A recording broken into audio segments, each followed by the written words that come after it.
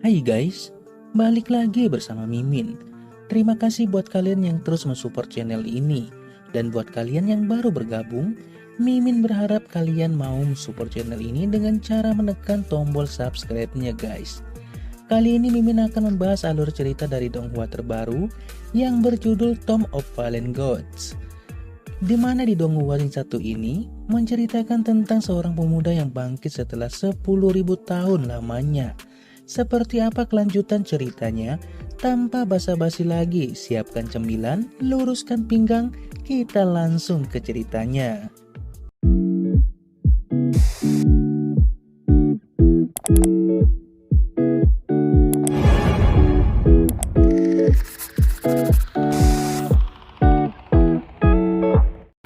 Film ini diawali dengan diperlihatkannya sebuah lokasi di mana itu merupakan tempat pemakaman para dewa dan iblis. Di sana ada sosok seorang pemuda yang sedang menjalankan proses ritual. Terlihat sosok itu melakukan sebuah teknik reinkarnasi dengan bantuan aura dari dewa dan juga iblis. Seketika segel itu pun terbuka.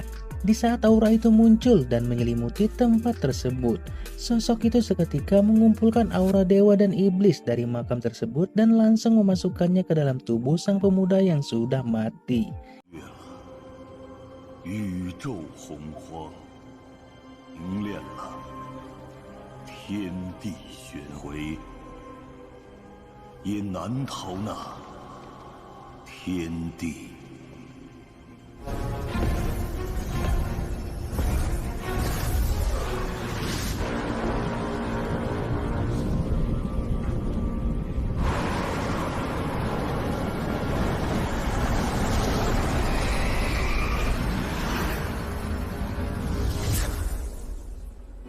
神魔齐聚，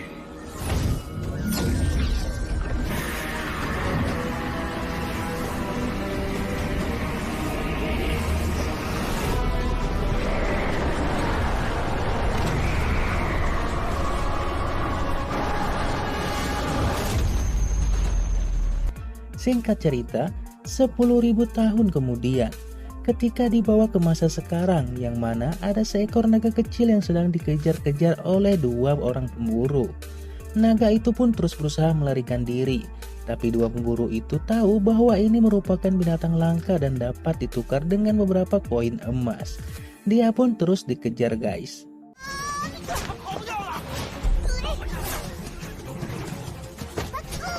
Di saat naga itu terpojok, dia pun berusaha mencari cara untuk melarikan diri. Alhasil, dia mengeluarkan aura super imut yang membuat kedua pemburu itu langsung terpesona olehnya. Dan benar saja, naga itu berhasil mengelabui kedua pemburu itu dan akhirnya bisa kabur dari mereka. Namun sudah saat sampai di tepi jurang, dia terkejut karena melihat sebuah tempat yang sangat mengerikan, terlindungi oleh arai pelindung. Ia pun berusaha untuk kembali, tapi sayangnya pemburu itu sudah sampai di sana dan terus memojokkannya. Akhirnya naga itu pun terjatuh. Namun di saat terjatuh, naga itu sempat tertahan oleh arai pelindung di sana guys. Di saat dia menatap kebingungan dengan yang ada di dalamnya, arai itu tiba-tiba langsung menghilang dan saat itu juga matahari mengalami sebuah gerhana yang diikuti oleh sebuah sambaran petir di tempat itu.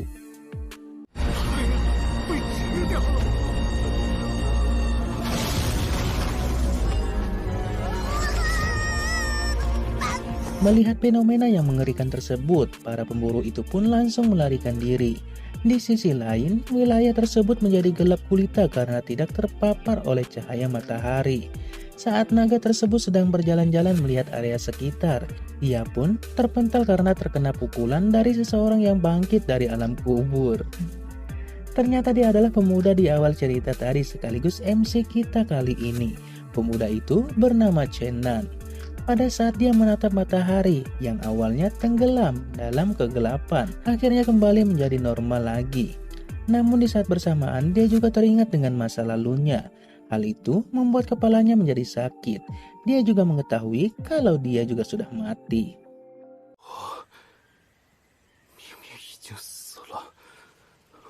Dia yang kebingungan melihat area sekitarnya dan saat itu juga dia pun mulai sadar.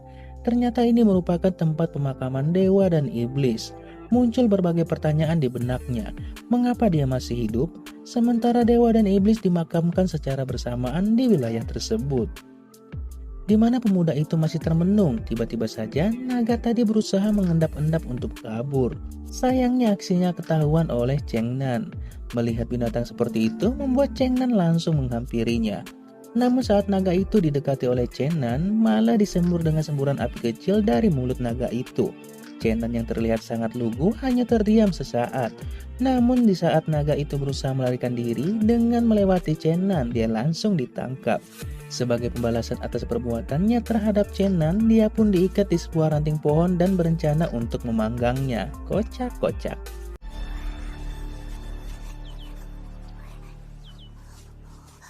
Woi,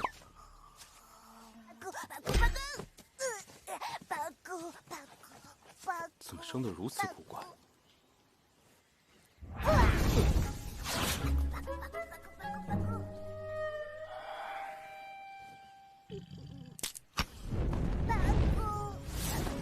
刘隐忍，一会儿就好。 Naga itu terus merengek dan tanpa sengaja mengeluarkan air matanya dan langsung masuk ke dalam mulut Cheng Nan. Dan naga itu pun mulai berbicara, di mana ia memohon ampun dan meminta maaf kepada Cheng Nan. Cheng Nan yang mendengar suara itu merasa kebingungan dan melihat sekitarnya. Cheng Nan mencari tahu dari mana asal suara itu. Namun naga itu berkata bahwa itu adalah suaranya. Ia bisa berbicara dengannya setelah menelan air matanya.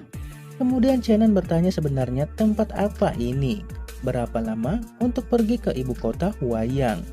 Namun naga itu malah menjawab apakah dia sedang bercanda dengannya, karena negara Huayang telah menghilang 10.000 tahun yang lalu. Hal itu membuat Cheng Nan kaget karena kurang lebih 10.000 tahun yang lalu. Jelas hal itu membuat Cheng Nan kaget. Karena benua timur dan benua barat bergabung, itulah yang menyebabkan timbul banyaknya gejolak. Banyak negara, termasuk negara kuno Huayang tersebut juga ikut menghilang. Sekarang negara kuno Huayang itu disebut sebagai benua Tianyuan.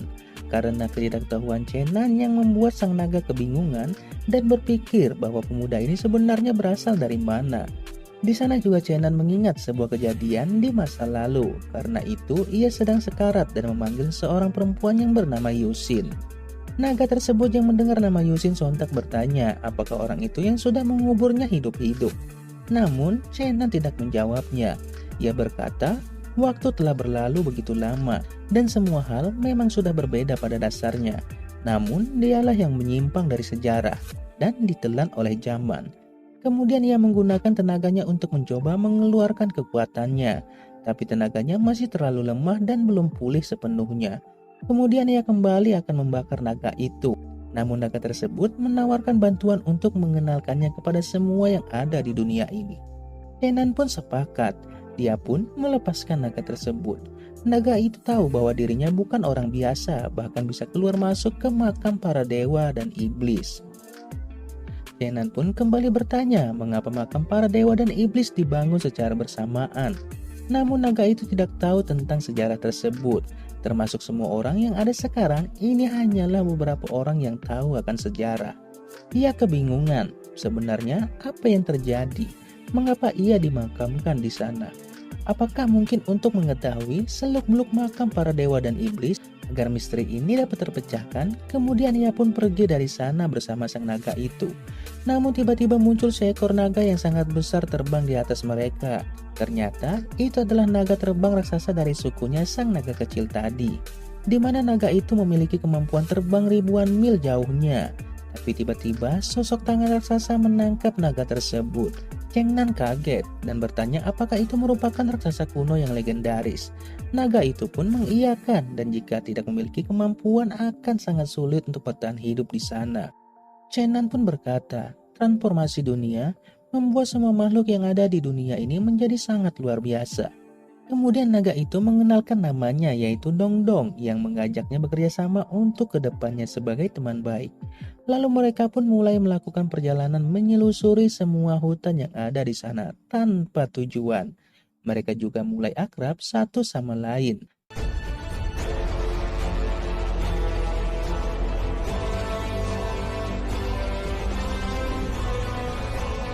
Saat mereka melakukan perjalanan tersebut, sehingga cerita mereka sampai di sebuah kaki gunung. Dongdong pun berkata, jika di kaki gunung biasanya ada manusia. Namun mereka yang ada di sini tidak mengetahui sejarah tentang makam kuno tersebut. Kemudian Dongdong masuk ke dalam air, di mana ia malah akan terjatuh ke air terjun tersebut.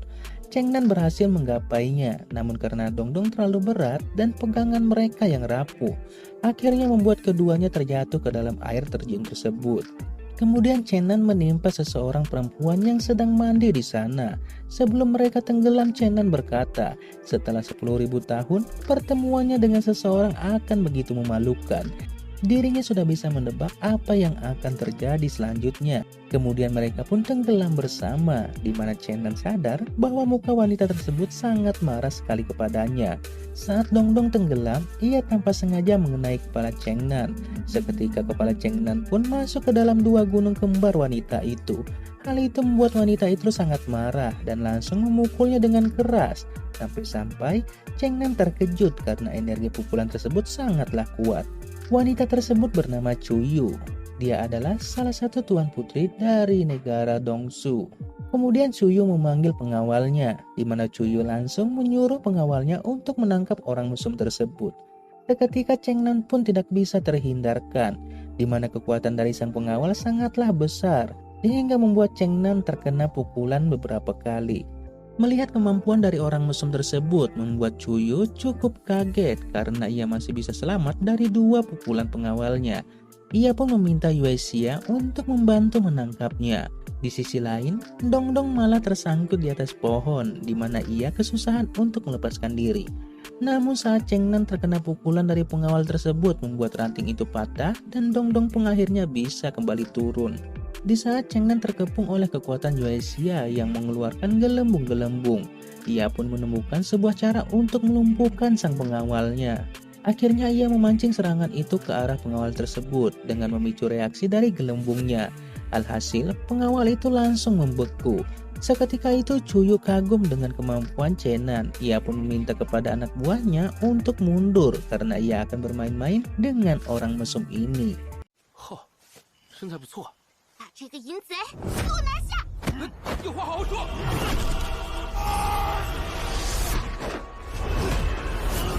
没有功力真是麻烦。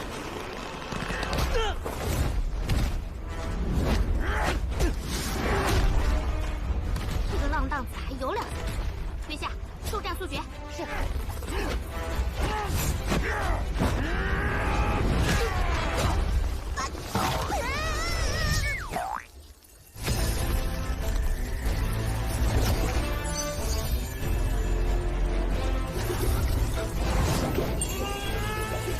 别碰！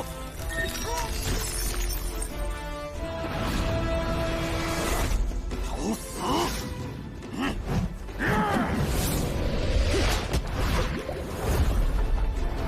要加油！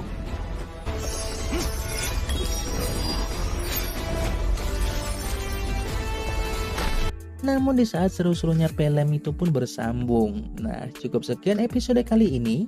Untuk lanjutan alur ceritanya kita nantikan di part selanjutnya. Makasih banyak buat kalian semua yang sudah mengklik video ini. Dan pastinya makasih banyak buat kalian yang udah dukung dan subscribe ke channel Silver Gloss ini. Mimin doain semoga kalian semua diberikan kesehatan dan rezeki yang melimpah. Bye-bye.